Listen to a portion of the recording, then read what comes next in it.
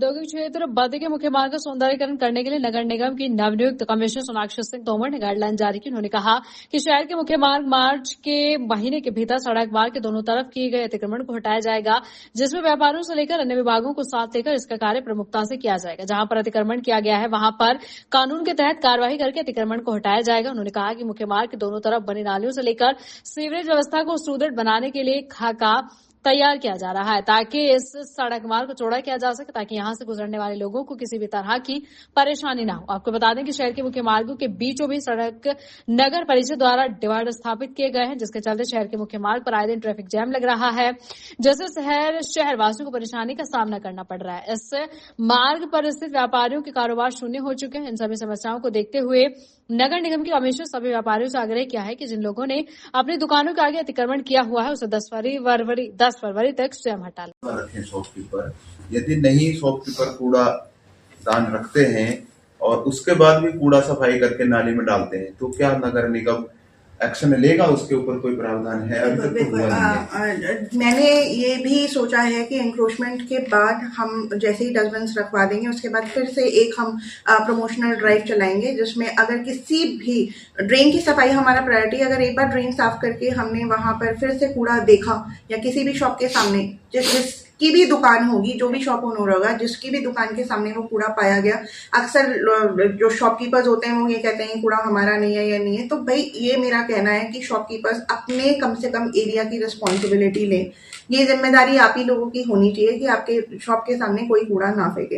अब ये अलग बात है कि आप भाई सीसीटीवी कैमरा, आपने इतनी एंक्रोचमेंट कर रखी है, आप सीसीटीवी कैमरा लगा सकते हैं। आजकल सीसीटीवी कैमरे कोई बहुत महंगे नहीं आते हैं, छोटे सीसीटीवी कैमरास भी आते हैं जो आपके फोन में डायरेक्टली आपको फीड्स देते हैं। जो आप अगर ये कह रहे हो कि कूड़ा कौन फेंक के जा रहा है हमें पता नहीं, तो आप वो यूज कर सकते हो और जो भी कंप्लेंट्स है वो हमें दे सकते हो। किसी भी आदमी पे अगर आपका ये है कहना है कि वो आपकी कूड़ा आपके शॉप के सामने डाल के जा रहा है तो आप हमें कंप्लेन दे सकते हो, पर कंप्लेंट्स आपने करती रहनी है ताकि हम आगे कमर्शियल शॉप ओनर से, तो उसके तहत हमने नोटिस निकाले हैं लोगों को। हम लोगों को टाइम देना चाह रहे हैं जो साई रोड के कमर्शियल शॉप ओनर हैं और जो भी वहां पर जिन लोगों ने भी अपने ठेले फड़ वगैरह लगा रखे हैं कि आप अपनी जो एंक्रोच्ड आपने जो एक्सटेंशन कर रखी है उसको आपने हटाना है। हम बहुत जल्द वहां पर निशानदेही करवा के देखेंगे कि क्या गवर्नमेंट लैंड के पार्सल में कितना आ रहा है और प्राइवेट लैंड के पार्सल में कितना आ रहा है, और अगर गवर्नमेंट लैंड में कोई भी एंक्रोचमेंट पाई जाती है तो उसको हटाया जाएगा।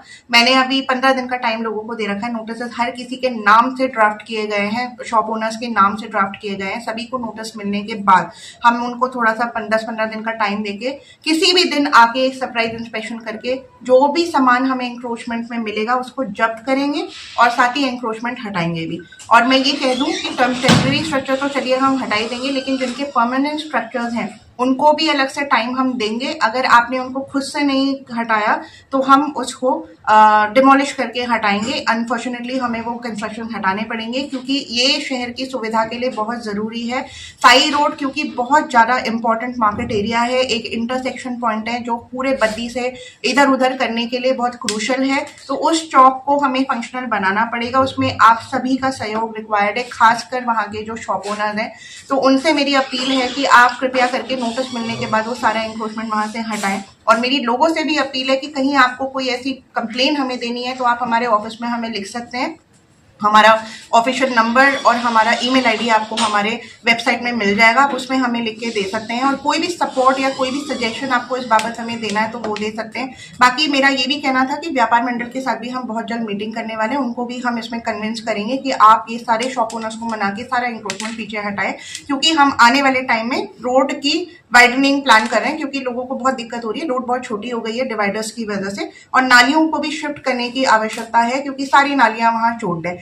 दूसरा अपील मेरा शॉपकीपर से ये भी है कि कृपया करके प्लीज मेरी हाथ जोड़ के विनती है, आप अपने शॉप के आगे एक डस्टबिन मेंटेन करें। उससे जेबीआर की गाड़ियां जो जाती हैं वो डस्टबिन से आपका कूड़ा उठाएंगी, ना कि आपके रास्ते से, क्योंकि रास्ते से कूड़ा उठाने में उन गाड़ियों को और लोगों को टाइम बहुत लग जाता है, तो इस वजह से वो बाकी जगह नहीं पहुंच पाते हैं। और डस्टबिन मेंटेन करने से आपकी नालियां नहीं जाम होंगी। आपने नालियों में कूड़ा बिल्कुल नहीं डालना, क्योंकि हमेशा शॉप हमने देखा है कि लोग सुबह आके अपनी शॉप की सफाई करने के नाते सारा कूड़ा ड्रेन में घुसा देते हैं। आपको ये समझना पड़ेगा कि ड्रेन चौक होंगी, आप ही को परेशानी होगी। मानसून के टाइम पे यहाँ पर नज़ारे देखने लायक होते हैं। आप सभी जानते हैं कि सारी ड्रेन चौक होने की वजह से पानी के जाने के लिए वहां बिल्कुल जगह नहीं बची है। हमें वो सारी ड्रेन खोल के वहां सफाई करवानी पड़ेगी, उन ड्रेनों को शिफ्ट करना पड़ेगा। तो इसलिए एक ये अपील रहेगी। तीसरी अपील मेरी ये कहना का आपको जो क्रूशली मैंने बुलाया था वो ये है कि जेबीआर की बहुत सारी कंप्लेंट्स हमारे पास आती हैं। उस चीज को हल करने के लिए हमने एक कॉल सेंटर एस्टैब्लिश किया पीबीएनडी ऑफिस में। उसका एक टोल फ्री नंबर हमने निकाला है जो कि मैं बोलूंगी 1800-202-0477। ये नंबर मैं चाहूंगी कि मीडिया प्लीज नीचे दर्शा भी दे। इस नंबर पे आप लोग कॉल करके अपने घर से कूड़ा उठवाने का आप लोगों को जो भी फोन वहां उठाएगा आप लिखवा सकते हैं, अपना नाम, अपना नंबर और अपना रेसिडेंशियल एड्रेस देके।